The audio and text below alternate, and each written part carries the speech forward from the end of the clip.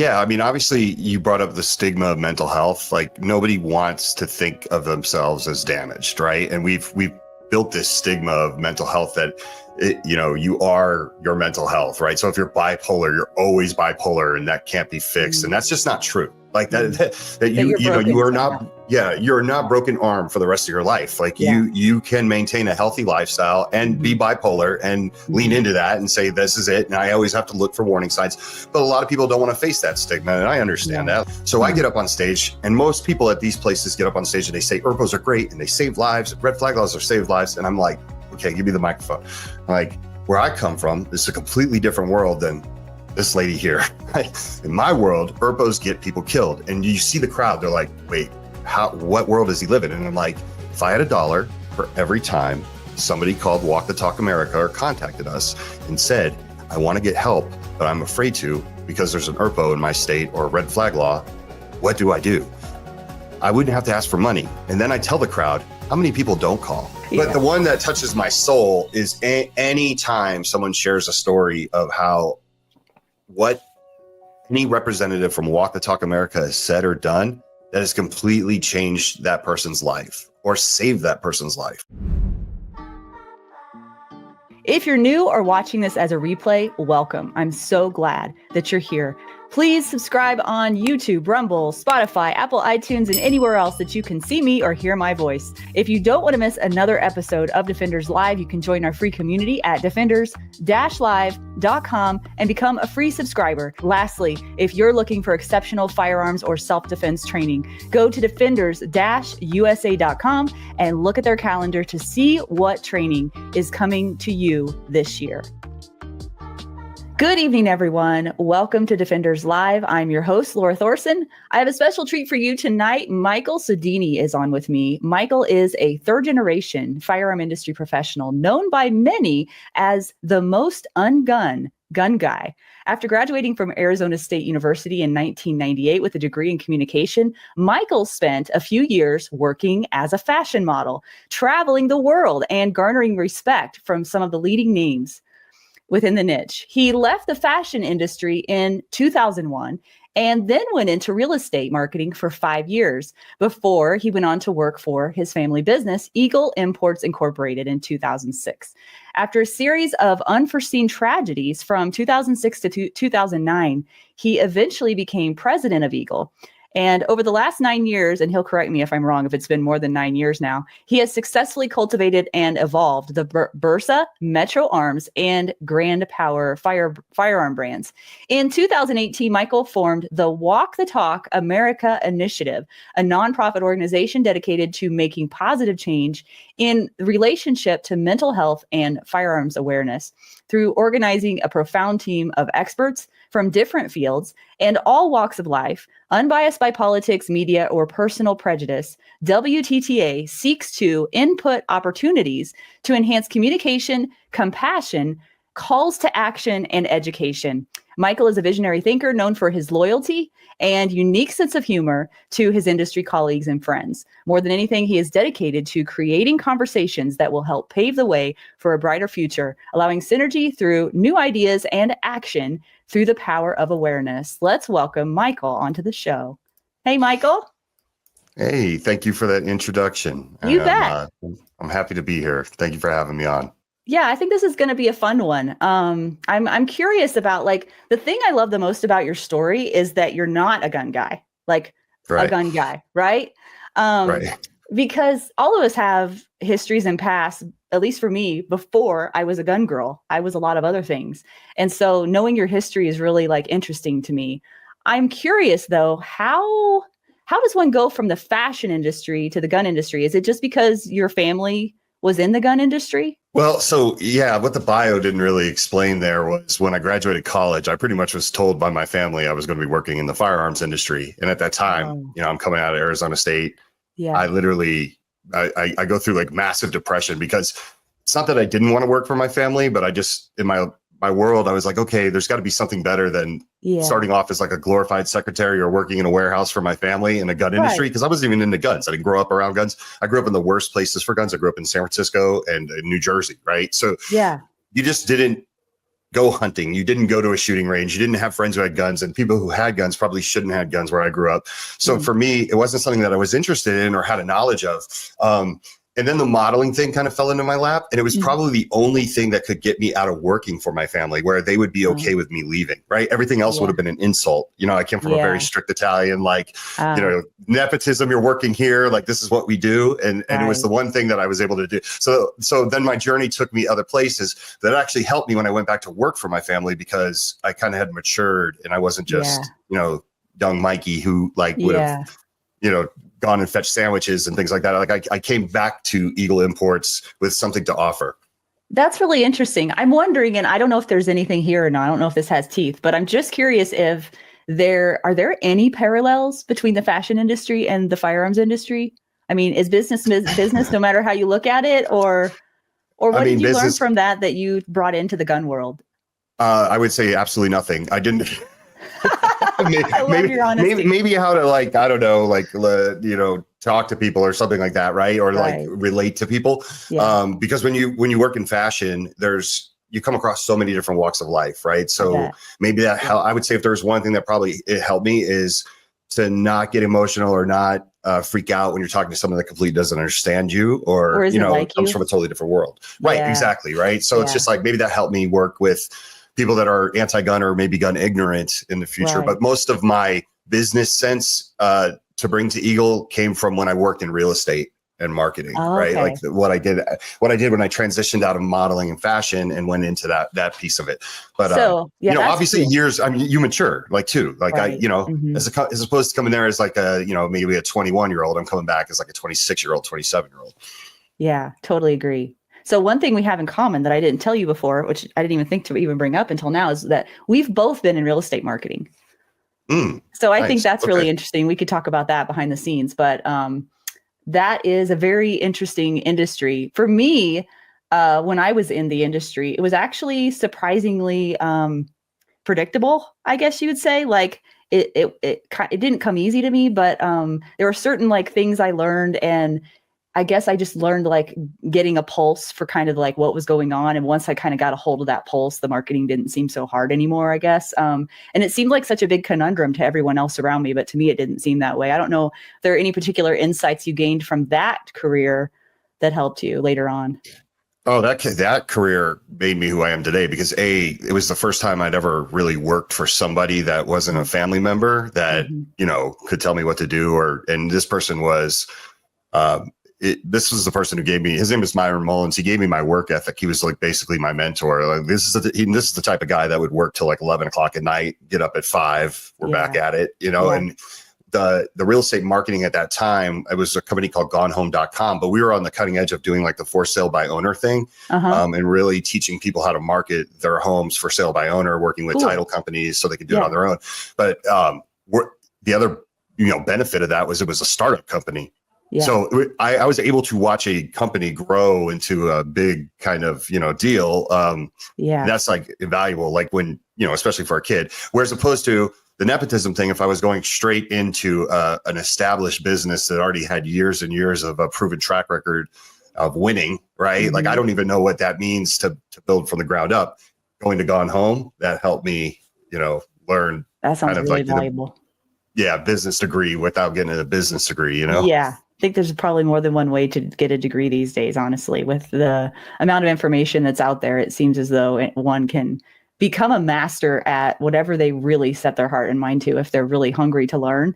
And especially, I think, if there are people alongside you, or especially who have been where you want to go, that's a super valuable thing too. So I'm glad that you got that opportunity, because had you gone in straight to the business, the family business, you wouldn't have gained any of that.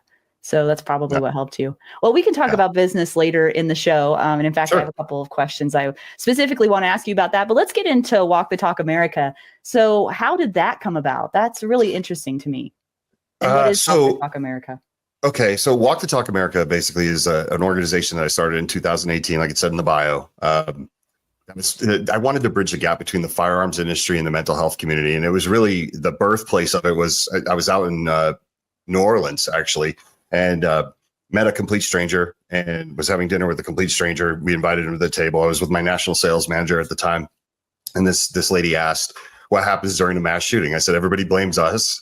We blame mental health and nothing ever happens. And she asked one question and it changed my life. It was, how do you work with the mental health community on the things you can agree upon to get gun owners help? Like, that just seems to make sense. And at the time in 2018, there really wasn't a lot of that going on, if any at all.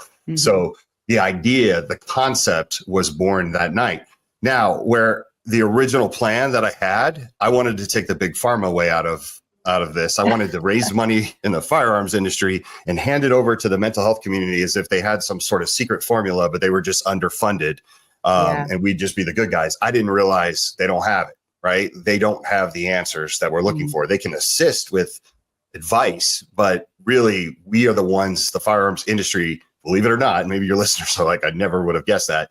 The firearms industry has the best solutions to prevent suicide and negative outcomes of firearms. We do, because we have the community, we have the manufacturers, we have the shops, we have the instructors, right? We can change the culture and really be the leaders in that space. So that's what Walk the Talk America is.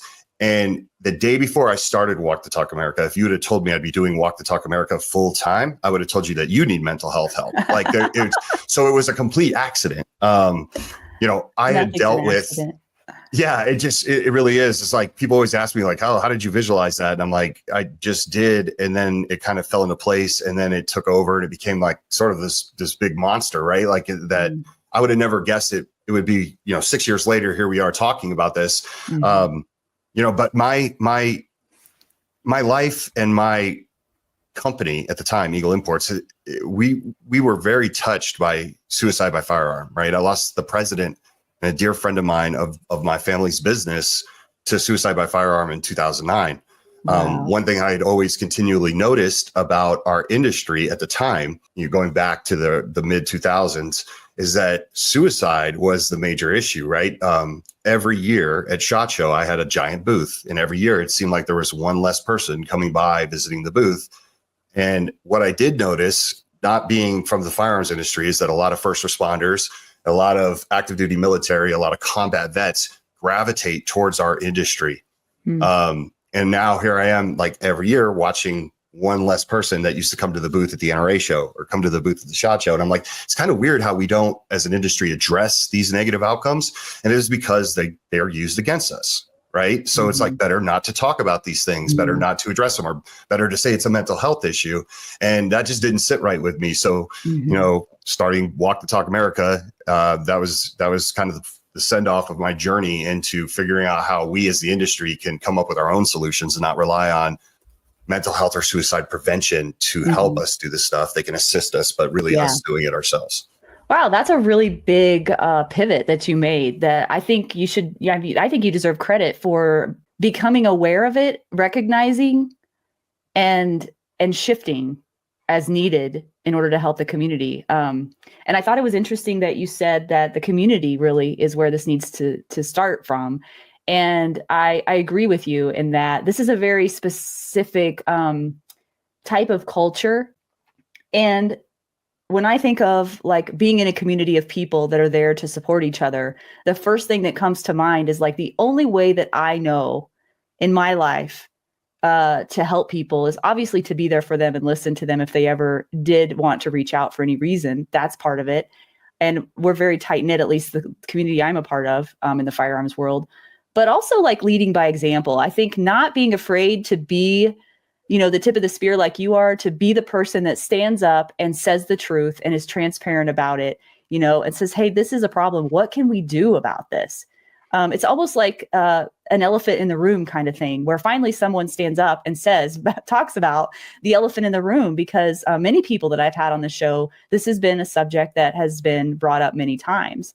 And you're right. It doesn't seem like there are ever any real tangible solutions. So I'm curious what the I guess action items are, for lack of a better word, that you've implemented into the organization to help try to create change. Yeah. So I remember when I first started this, I needed to reach out to a mental health. I didn't even realize I didn't know if there was a mental health organization that would even talk to me. Right. Yeah. Because I had over the years understood why gun people are so guarded. working in the firearms industry, not being told, hey, listen, someone can hate you just because you sell firearms, right? Like I didn't understand that. So over the years being called baby killer, being told I stand on graves and I don't care about children and all those things, like I started to realize, okay, like we have a real communication problem with a lot of people, right? A lot of people judge us. There's a stigma upon us. But anyway, so starting this, I said, I need to get in a partnership with somebody who is gun neutral. And I didn't even know if that exists. And then I found Mental Health America. And I thought it was the greatest thing because Mental Health America went on paper, like they spelled it out saying this is going to be an unpopular opinion amongst our peers, but we do not believe that you should lose your gun rights just because you suffer from mental illness. And I was like, okay, these are the people I need to get to, right? And not understanding the mental health community and how that works and mental health in general and how difficult and nuanced this beast is, right? Like I wanted them, I was like, look, if I raise the money and give it to you, how do we fix the people? And, the day that I realized that they didn't have the answers, that, this is something I was going to have to come up on my own with. And I remember having a board meeting because I had gotten a lot of people excited about this concept. And then in this board meeting, I had to literally tell them, well, they don't have anything special. And I remember Rob Pincus, who's one of my board members, like stood up in the meeting and he goes, hey, anyone could give money to mental health. What are we going to do to be different? Right. And I thought that was a very powerful, like it stuck with me. And I was like, oh man, now I got to. So what turned out to be the worst day of my life when I realized I wasn't going to be able to buy my way out of this, like, and just give money to someone turned out to be a blessing in disguise because it forced me to look inside and say, well, what can the firearms industry do? What can the community do? So the very first program that I knew I was onto something with this is I started to, I made these wristbands, right? The wristbands lead to free and anonymous mental health screenings. And it was one of the things that Mental Health America really pushed, like, hey, screenings don't ask about firearms. Screenings are free and anonymous. It's a way for people to check up on themselves without having to talk to somebody and just see where you're at, right? And I thought, okay, this is cool. Maybe if I can get this in the firearms community and get acceptance of it, that's a start. So I was passing these out at like SHOT Show and the NRA show, right? And I was giving out these bands and it's really weird because when you say like free and anonymous, this is especially back in 2018, free and anonymous mental health screenings, gun owners would look at you one or two ways. They're either going to be like, oh, I don't need that. They're skeptical. Why are you doing this? Or they're going to share something. And like 99% of people that I handed that to at the show, and keep in mind, they're just walking up to a gun company's booth. You know what I mean? I'm like, here, take a free and anonymous mental health screening. It was crazy. I was getting hugs. Like people were crying, telling me these stories of like suicide loss. So I was like, okay, we need this. Like our community needs this more than anybody because we just don't know how to address it, talk about it. So that was like the flagship program. And taking this concept, I was like, well, what's the next step that I can take to really bring this to another level? And I thought, well, what if I put free and anonymous mental health screenings in the boxes of all the guns that I import into the US? Smart. So keep in mind, Eagle Imports was an importer, a foreign manufacturer. So if you had a gun in Colombia and you wanted to break into the US market, you came to somebody like Eagle Imports who bought your gun, handled your sales, handled your customer service, your warranty, everything top to bottom. So I remember going back to my foreign manufacturers. I had one from Argentina, I had Bursa, I had Grand Power from Slovakia, I had Metro Arms from the Philippines. And I said, hey, listen, I want to put these free and anonymous mental health screenings in the boxes of the guns. And they were like, well, why? What is it? And I told them, I said, it's for our customers so they could be mentally healthy and know that if they need to get help, they can get help. And there's resources in there. And they were like, that's awesome. And I'm like, yeah, we want our customers to be healthy, right? Like our customers do nothing for us when they're in a bad way and they lose their gun rights or they unfortunately kill themselves, right? It just made sense. But I have a feeling that it helped that they were foreigners because in other countries, they don't look at this as like taboo and the enemy, right? Like they're like, oh, that makes sense. But that was also a moment that I had to test this out because at the time I didn't know if I was going to upset NSSF, which is National Shooting Sports Foundation, or NRA, right? National Rifle Association. I didn't know if they were going to come at me and be like, what are you doing? Like, what is this? Will this get people in trouble? So it was a test. And the crazy part about that was I had a meeting with my people, my team. And I was like, look, we're moving forward with this. We got the green light from all the manufacturers. We're putting this in a box. I don't know what kind of phone calls we're going to get. Be ready. Every phone call we got was someone was like, hey, I bought one of your Bursas and it has this card in here. And I want to thank you guys for doing something like this. Wow. And it was crazy. Like people were calling us with these like testimonials to share a story. So it was the first time anyone had ever seen it in a gun box. You know what I mean? So there's plenty of things that we do. We can get into that, but I just kind of wanted to give you the very initial, like what I we love did that. to be different, you know? I love that. You know what I love the most too, Michael, is as I hear you speaking about it, I can really feel that your passion behind it. I can really feel your heart behind it. And so that's exciting to me. So I'm wondering, like, I talked about sort of like elephant in the room concept earlier, and I'm curious because you obviously know more about this subject than I do. And so I'm wondering, what are the most common reasons or objections, or maybe you don't get to hear those because you're not like in the mental health space per se, but that you've heard other people talk about why people aren't getting help. I mean, what comes to mind for me is there's probably a lot of like shame behind it. There's a lot of stigma behind it of not being okay, especially with men who are supposed to be the tough guys, right? And the protector of the household. And I heard a story about a guy and how he had perceived himself over time, that the reason that he thought the better way was for him not to be in his family anymore and not be on this earth anymore was because he had felt like he had become the monster that he had vowed to protect his family from, because he was suffering so much. And I imagine you've heard many stories, but I'm just wondering, are there common threads throughout those that we can learn from? Yeah. I mean, obviously you brought up the stigma of mental health. Like nobody wants to think of themselves as damaged, right? And we've built this stigma of mental health that, you are your mental health, right? So if you're bipolar, you're always bipolar and that can't be fixed. And that's just not true. Like that you are not, you're not broken arm for the rest of your life. Like you can maintain a healthy lifestyle and be bipolar and lean into that and say, this is it. And I always have to look for warning signs, but a lot of people don't want to face that stigma. And I understand that. Like nobody wants to be that person. No one wants to think, but the other part about it is when you bring guns into play, and it doesn't matter if you're male, female, whatever, right? But obviously when people think of gun people, they think of like the tough guy, right? But we're all protectors by nature. That's why we have guns. That's why we train, right? Like so it's a weird, it's a juxtaposition, right? It's just like weakness, but I'm also the guy that everyone's going to run towards and be like, I'm getting behind Mike, or, I'm getting behind this person because they're good with a gun and I feel secure with them. So there is that element too. But then the major elephant in the room is loss of gun rights, right? That's what's going to keep people from getting help. And being judged. And that's a huge thing. So like, take, for example, I speak at a lot of events that are anti-gun or gun neutral or gun ignorant, right? I speak at a lot of these events. And ERPOs or red flag laws are always a topic of discussion. And I love it because I know when I get up on stage and I have that mic and it's my opportunity to talk about this, I'm going to say something that's going to really freak people out, but then I'm going to change the way they think. So I get up on stage, and most people at these places get up on stage and they say ERPOs are great and they save lives, and red flag laws are save lives. And I'm like, okay, give me the microphone. Like, where I come from is a completely different world than this lady here. In my world, ERPOs get people killed. And you see the crowd, they're like, wait, what world does he live in? And I'm like, if I had $1 for every time somebody called Walk the Talk America or contacted us and said, I want to get help, but I'm afraid to because there's an ERPO in my state or a red flag law, what do?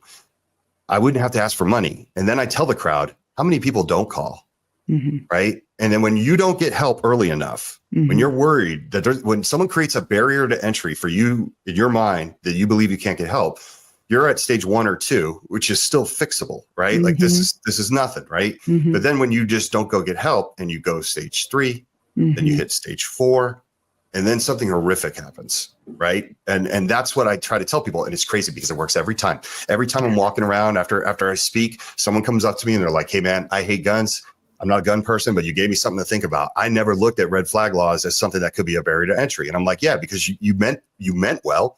You looked at it as the worst case scenario. This person should not have their guns and they shouldn't have their guns for a while. But you got to think about all the people that, this creates a barrier to entry, feel good legislation, all these things. Right. So it's one of those things where that is the biggest issue, I think, when it comes to, what is keeping people from getting help. I mean, that's a really good point.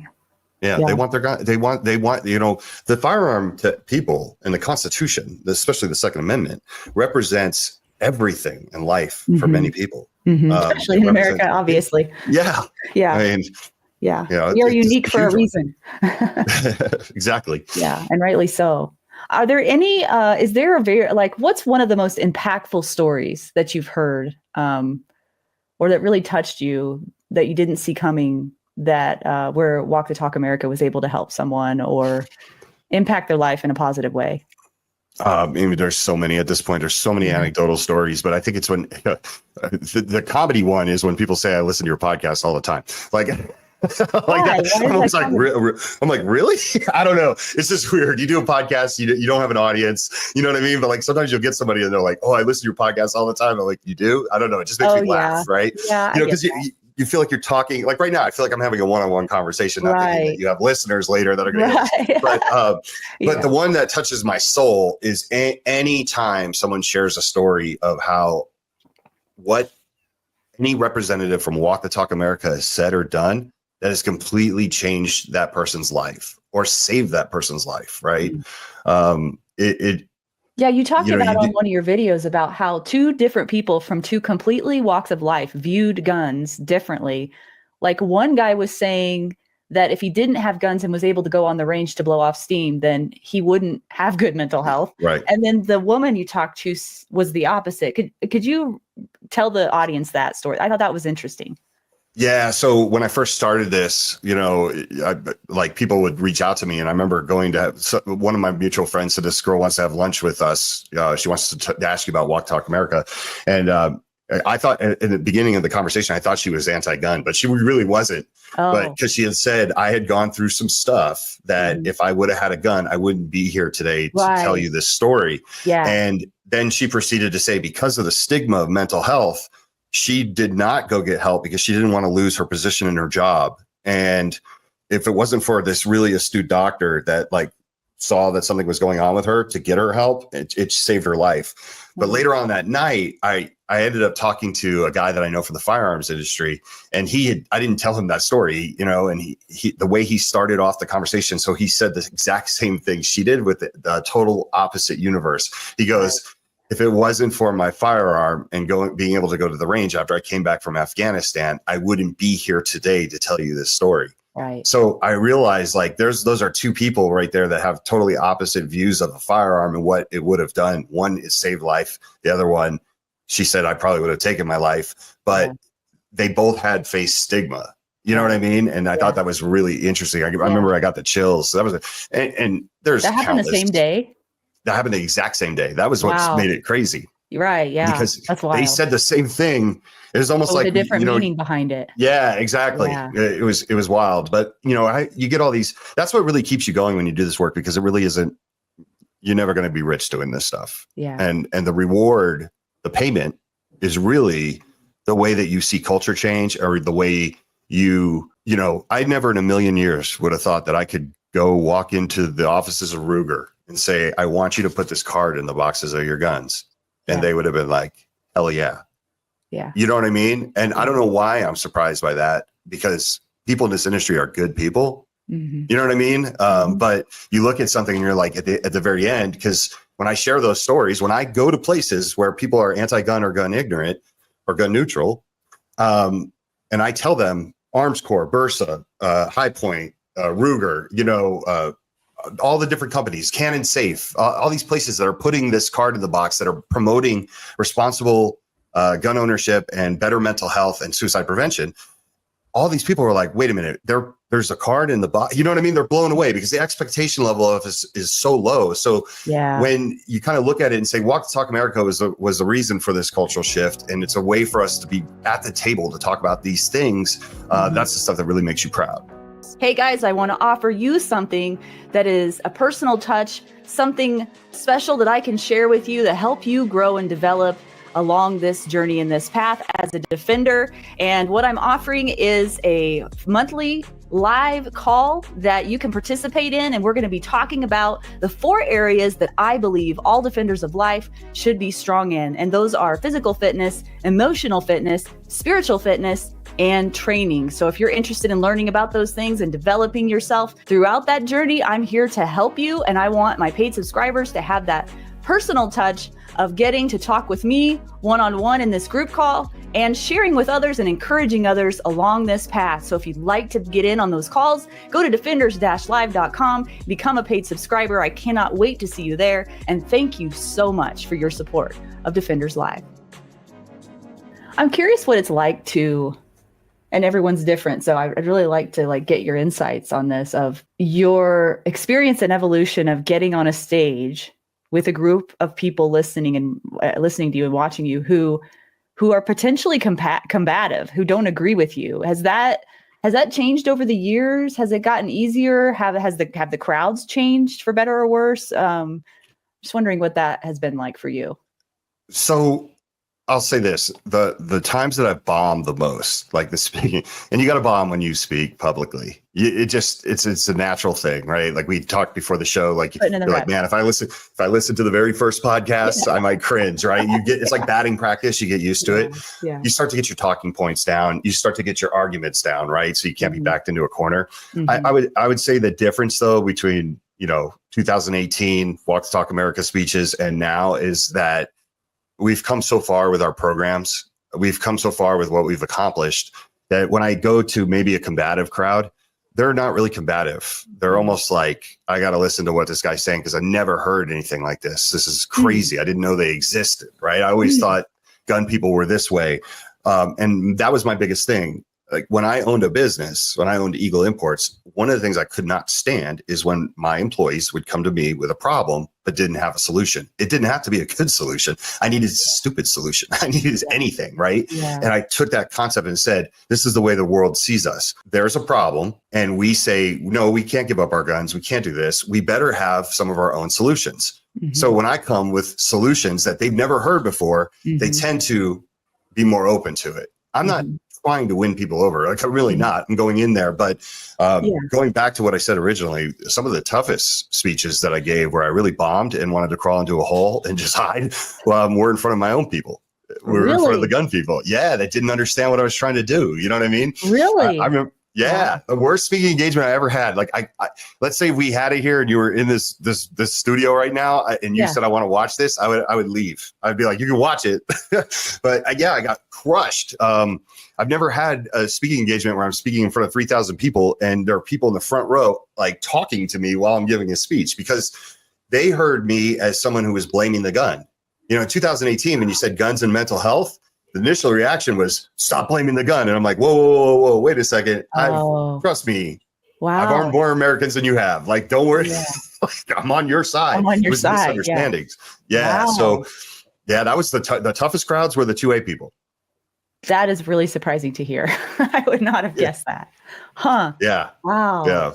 So are you saying that in general, they weren't as open-minded initially until they started listening to what they weren't as curious. They assumed they knew what you were going to say or what you were stood for. Is that what you're saying? Exactly. Because if you think about it, up until Walk the Talk America, there was nobody from our side that talked like that. Everybody that talked like that was either like Brady, Everytown, right? And when I say talk like that, there are elements to responsible gun ownership that the Bradys and the Everytowns and the Moms Demand Action, we can agree with, right? Like we can agree with, like, do not leave a loaded gun around a child, I mean, regardless of whether you love them or hate them, right? Or, you don't care, we both say the same things. So I would say our culture, our community had never seen anybody saying those things and coming from a place where they didn't want restriction.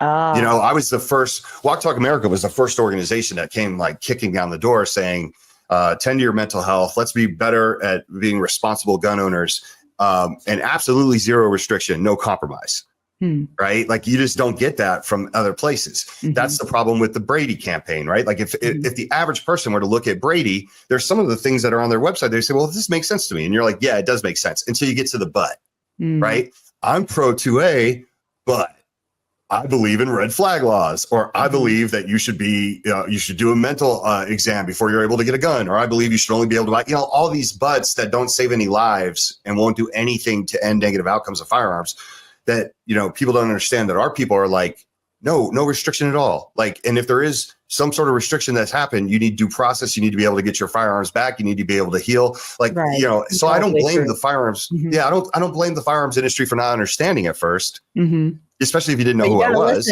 You got to listen first. Yeah. Right. Yeah, you know, over the years, you realize like people have gotten so browbeat, so defensive. Yeah. And it's like, oh, guns and mental health. Oh, here we go again. Let's watch Mike say something stupid. Like I totally disagree with it.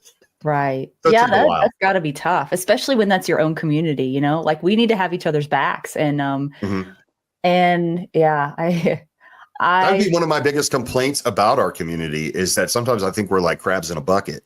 You know what I mean? Like, I don't know. I just feel like we tear each other down a lot. Like I think that's every community though, right? Like I've talked to other people. They're like, yeah, they do that in the mental health community too. But like one of the biggest complaints I have about the firearms community is like the whole, you know, we can't go talk to the other side because they're sneaky or the media will trick us or, you know what I mean? Like, I'm like, we're not dumb. Like, let's not dumb ourselves down. Right. You know what I mean? Like, they'll just be like, oh, you can't talk to those people or you can't do this or, you know, this is a slippery slope. And it's like, okay, you know, I don't know. I just feel like there's very few organizations out there that we have a lot of veteran organizations, but we don't have a lot of suicide prevention and mental health organizations. Right. And I feel like some of the other ones, you know, we tear each other down. I don't know. I don't think we support each other necessarily like we should, all of us, right? Right. It's about 2A rights. It's not about anything else. So, yeah. I mean, I think we could get better at that. And, you know, even just, we talk about that a lot in the trainer community because I have some trainers that come on and I'm a trainer as well. And, you know, there are different segments of even just the trainer community. Some are very supportive, all kind of feeling like we're oaring in the same direction in the boat, you know, we're on the same boat. But then there are others where it just feels very fractured, I guess. And so I imagine it's that same way is what you're talking about too. And I don't really know how to fix that other than just keep trying to build a supportive community where you are. Like, I feel like the only way that any good can come is just one person at a time, partnering with each other to do good things and having similar missions and taking one step, you know, every day to try to make positive change. Because otherwise it just seems too overwhelming and then nobody does anything, you know, which is why you took action. It sounds like. So cool. Well, this is really awesome. I'm glad that you agreed to come on and I've been really interested in what you've had to say. I want to shift gears for a minute and then we'll come back to Walk the Talk America. I'm just curious. This isn't just my own personal curiosity because I'm a business owner. Because you have so much experience in business, I wanted to pick your brain on a couple of things. Are you game for that? Sure. So just to give the audience a little bit of context here, in part of one of the bios that I found of Michael, it says that earlier in his career, he outpaced all objectives at Eagle Imports, which was between 2006 and 2018, rising to the role of president. And in that role, he oversaw all aspects of national sales and grew the company by 112%, over 112% to 21 million in gross within the first 3 years. So that's nothing to sneeze at all. Yeah. Okay. No. Okay. Tell me what you're thinking. Because I really like to be honest. And at the time that was written, that's true. Right. Okay. But there's other facts. I don't want to discourage somebody. To be successful takes some skill, some knowledge. You got to be able to kind of, you know, humility. Right. But also, too, you got to get lucky. You got to have like people that want to see you win. And you also, those years were all great years for all gun industry people. Okay. Right. So, Okay. Yeah. So I look, I look at those numbers now and I think like, yeah, you did what you were supposed to do. And I had an easy bar to set because my family, they were not into accessories. They just wanted to sell guns. Like that's what they wanted to do. They wanted to move numbers. I was the young guy who came in and was like, hey, like, we get a lot of requests for people who want a laser for a Bursa, right? So I was starting to like approach accessory companies. I was starting to think of the firearm like people think about their phone. Yeah. Right. Yeah. So increasing sales was really easy to go into something that needed attention and they needed that. Right. So I don't want anyone to think like Mike's up there thinking he's just like this master guy who can come into a business and turn it around. I think you have to be realistic. And like I said, you have to have a little bit of luck. Hitting those years in the industry. I don't know when you got in the industry. But, in my business, you mean? Yeah. Well, yeah. Like the firearms industry in terms of business, right? Like, just like 5 years ago. Okay. So there was a time Like literally, when you look at like the 2007, 2005 to like maybe 2012, 13, it was like a wave, a rocket ship, right? Yeah, I bet. And our industry didn't know how to lose. If you made something that went bang, it sold. You're not giving yourself enough credit, although I do see your point. I can see that in you. I'm just going to tell you right now, I don't know you, but I can tell you right now, you don't give yourself enough credit. All right. You're very humble, which is good, but it's to a fault. Yeah, probably. But listen, I had a really good team around me. I did. I hired my national sales manager who I hired was a guy named Rafael Davale. He's still there with Bursa USA.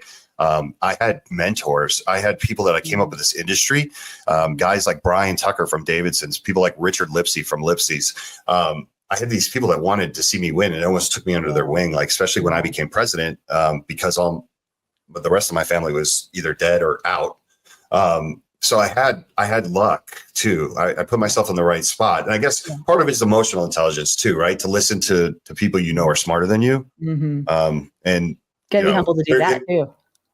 Well, I think you have to, but there's also parts that I'm critical about myself where sometimes I think I listen to too many people and I wanted buy-in from everybody. But as a business owner, you gotta feel that and move with it like it's fluid, like water, But it was an interesting time. I mean, it was a great time in my life. I mean, all of us made more money than, especially now that I live a nonprofit life. You never think it's going to end, and all the good things come to an end. But I'm happy where I'm at now. But as far as business goes, you could have the greatest idea and just have some bad luck, and it doesn't work out. And you know what I mean? Like, it's just you got to get lucky, and you got to keep your head on straight. So, would you say? I'm just curious your opinion. Would you say that if you had to pick between taking massive action or having skills, knowledge, and abilities in a business, which one do you think most people are lacking in, if you had to pick one? When you say massive action, can you just give me an example of that? So what I mean is, I just had this conversation today with somebody, so that's why it's like in the forefront of my mind.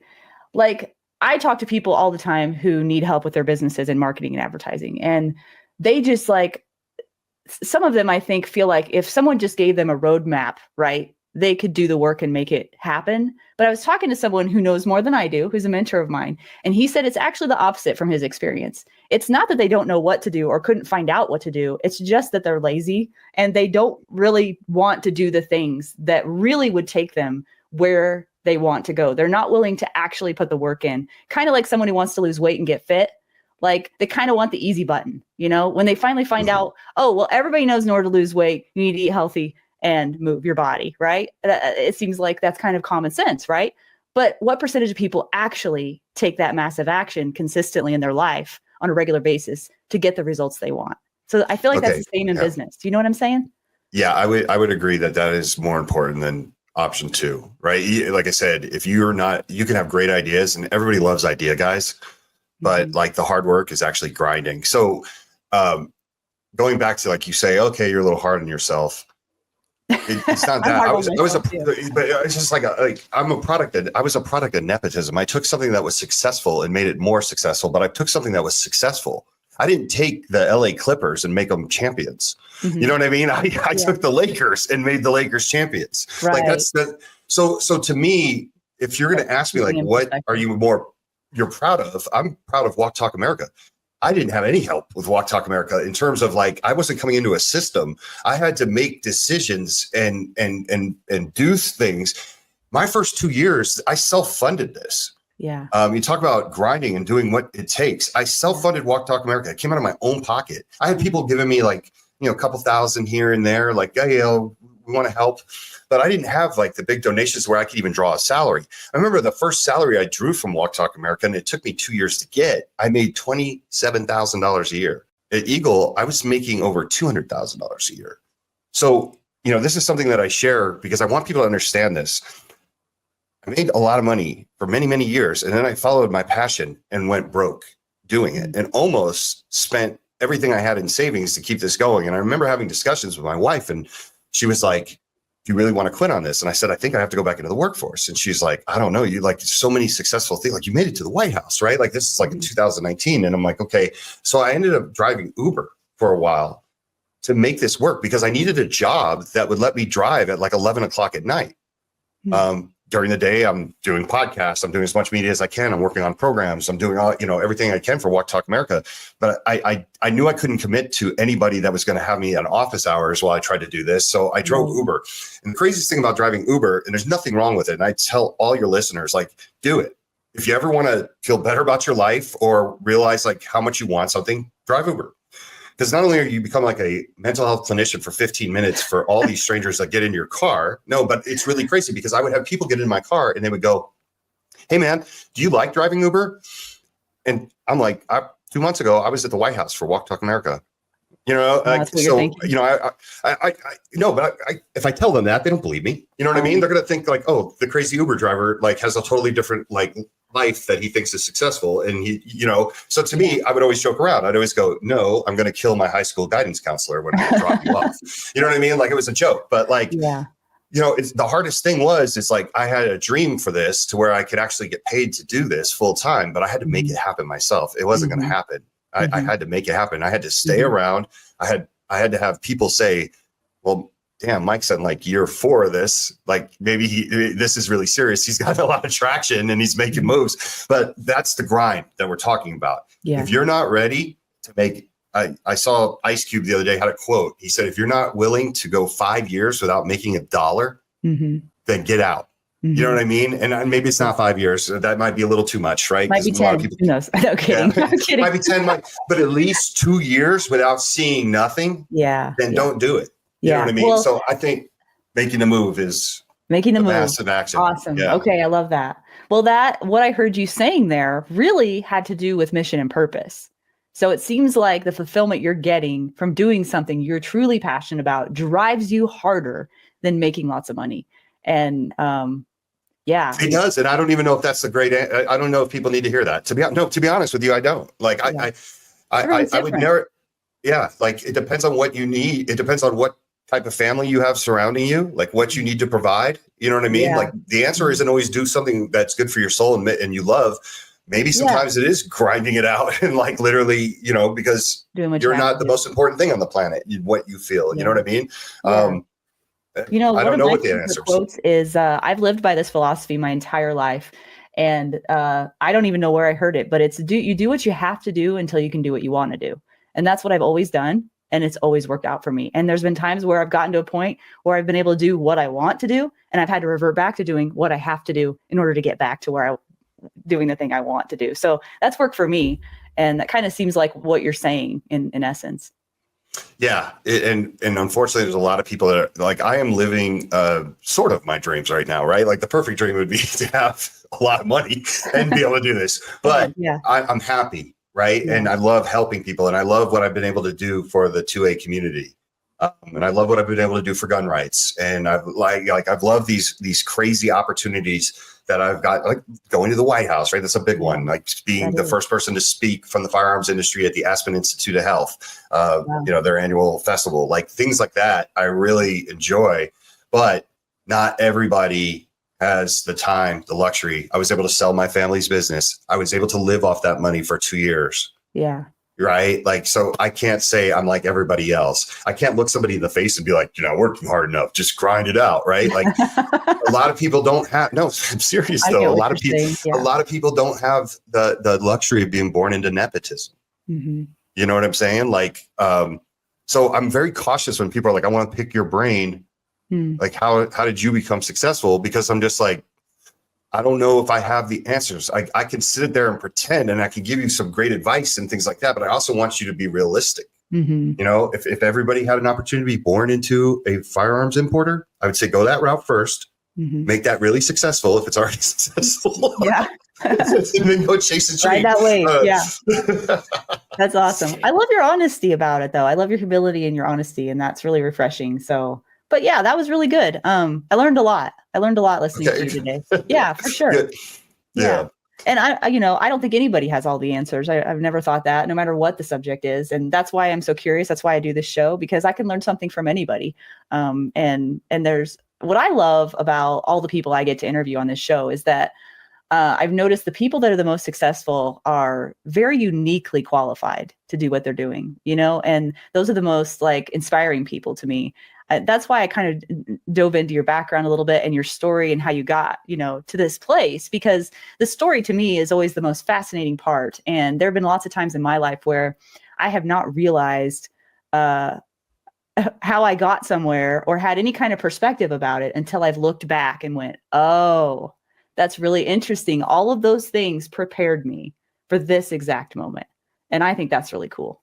So yeah, I mean, that's a very wise, statement. Like, you have to, if you can't reflect on the past and see how it got you where you are now, like, and learn from it, right? Like, I always say, like, my ex-wife, I mean, divorce is a horrible thing, right? But like being able to go into the second marriage and being like, you weren't perfect, brother. Like you got to change these things. If you want to make the second go at it work. I always say, like, anything that comes to an end is an opportunity to recreate who you are for the better. And that's really what you got to focus on. And that's how you get to where you're at. And that's how I don't think you ever really get to like where you want to be, but if you keep like getting up there and getting closer and showing growth every year, that's the essential part, right?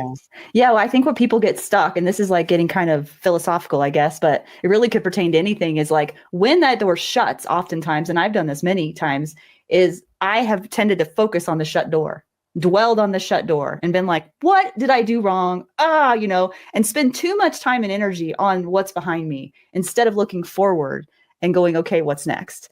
And I've gotten better at that as I have gotten older because, perspective, I guess, but learning. But I do find a lot of people stuck there. I really do. Whether they're, whether it's in the firearms world and they're trying to get a breakthrough, they're plateaued in some way, whether it's in the fitness world, whatever it is, business, it doesn't matter. I feel like that's a stuck place to be. And while it's good to acknowledge, how you feel in that moment about what just went wrong in your mind, like, years from now, you could be telling a story about how that door got shut in your face. And because of that, which is kind of what you were saying, because of the hard thing that I had to do and I had to pivot and figure out a different way, then that's how I got now to where I am. And like, those are the cool stories to me. So yeah, I'm all about that. Yeah. I know what I knew when I sold my company was that I didn't want to work for somebody. You know what I mean? And that's, I know that. Just kind of like, I was like, I want to do something that I wanted, but I don't want to necessarily work for somebody. And I really enjoyed being off the road because I had 2 daughters and I was raising them and I was able to like do things like coach their soccer team. I know nothing about soccer, but they needed a body. And I was like, okay, whatever. But like, those are the things that I really needed to make this work. Sometimes when you don't have a plan B, that's a positive thing. I always kind of knew, I was like, man, I probably could get on somewhere with somebody, hired as a sales rep or something like that. But, I really wanted to make a go of this. So. Well, it sounds like you're doing well and I'm totally behind you. What can we do? What can we do to help your organization? We've got your website here. So if you guys want to check that out, go ahead and give a plug for that for the people who are audio only. Yeah, so WTTA.org is the website, or walkthetalkamerica.org. If you go on there and you go to the support us page, there's numerous ways people can support us. It doesn't necessarily have to be a financial thing. Financial thing is great though. Let me tell you something. Like I look at, right now, a hot topic in America is like crazy spending by government agencies. And it just blows my mind what Walk Talk America has been able to accomplish over the years with the little budget we have, right? Like, people think we're this massive organization. And I feel like we do more. And once again, this is a win for the firearms community. This is a win for the firearms industry. I feel like we do more for mental health and suicide prevention than some of these organizations out there that have 50 employees. And it's really like a 2-man show or a 3-man show with Walk the Talk America. And then we have a bunch of support. So go on there. There's different ways. If you don't have money, I understand that. There's ways that you can support by promoting our messages, getting it out there. Every time someone even is in a thread and they're like, hey, check out Walk the Talk America. Like, we appreciate that, right? Because here we are 6 years into this, and there's still a lot of people, especially in the firearms community, that have never heard of us. It's not our fault. It's not their fault, right? Like, we just don't have the marketing budget to be everywhere and plaster things everywhere. So different ways you can help support. And also too, if you're creative enough, like, come to us with your idea to support Walk Talk America. We have plenty of people that have come and said, well, this is what I do for a living, and maybe I can donate this in kind to you if it would help the organization. So cool.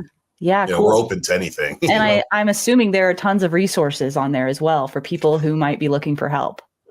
Tons of resources. There's resources for firearms instructors. There's resources for mental health clinicians that want to be culturally competent in firearms. That's the greatest thing about Walk the Talk America. And that's one of the reasons why I have no problem speaking in front of like anti-gun crowds, because there's nothing that they could say that trips me up or puts me in a corner, because we have something for everybody. If you want to reduce suicide by firearm, we have programs for that. If you want responsible gun storage, we have programs for that. We have campaigns for that. If you are a firearms instructor or a firearms shop and you want to bring the idea of better mental health and suicide prevention into your shop, we have programs for that. When people say, Mike, what are you doing for kids in the hood? Like, are you doing anything for the underprivileged, underserved community? Yes, we have a program for that called Kids to Kings, which is amazing. So my thing is like, the more that we come with our own solutions and get ahead of this, the idea is to get the firearms industry where the alcohol industry got with DUIs. Nobody blames Johnny Walker when somebody gets behind a car and does something horrific and kills a family of 6, right? And it's the same concept should apply to a firearm. Firearm is a tool. And the firearms industry, if we take the lead on this, we will get to where the alcohol industry got with the DUI thing. So, very well said. Any parting thoughts for the audience before we wrap up? Listen, the one thing, if I could leave the audience with, is guns and mental health are not mutually exclusive. Okay, they go together. When you buy a firearm, you learn safety. The 4 safety rules are beaten to our head, right? You also learn, I can't just shoot somebody now that I'm a gun owner. I have to understand the law. This is not something it's not a game. It's not something people play. Like, this is real. Like, I've taken upon myself to be responsible and understand those things. But I also need to have a mental health plan for my firearms ownership. Maybe you're fine now, but in the future, someone in your family, kid, your spouse, whoever, might not be, and you need to have a plan for that. Like, we as firearms owners constantly prepare for threats from the outside world. We also got to think of the ones from the inside, right? And there's nothing wrong with being prepared for that. So it's just like anything. Like, I have guns staged securely all around my house. I have kids, so I have to have them staged securely. But I also have a plan that if I ever start to develop dementia, I've discussed it with my family. I've discussed it with my friends. I have a plan for if my daughter goes into depression, to make sure that there's absolutely no access to anything, right? So these are things that we as gun owners, I think we skip over, but guns and mental health are not mutually exclusive. They go together. Yeah. Well, go to WTTA.org and read more about all the things we talked about today. Probably not business so much, but about Walk the Talk America. And I do appreciate you going on that side street with me. I just sometimes like curiosity just gets the better of me, and I just can't help myself. It's a nuanced conversation, though. It really is, right? Yeah, the one thing I cannot stand, I'm sorry, I'm prolonging the show, but the one thing I cannot understand is when the Obi-Wan Kenobi leaves out little things, right? Like, you could be as successful as me too, if you just do this. Well, sometimes it's like you had other outside forces that help make that successful, but you're not mentioning that because your ego, you know what I mean? Like, it takes a team, it takes support, just like the whole conversation today, I think, talked about our community, about support, about helping each other, about mission. And I think that's what you and I can both agree on for sure. So thanks for your time today. Really, really had fun. Yeah, absolutely.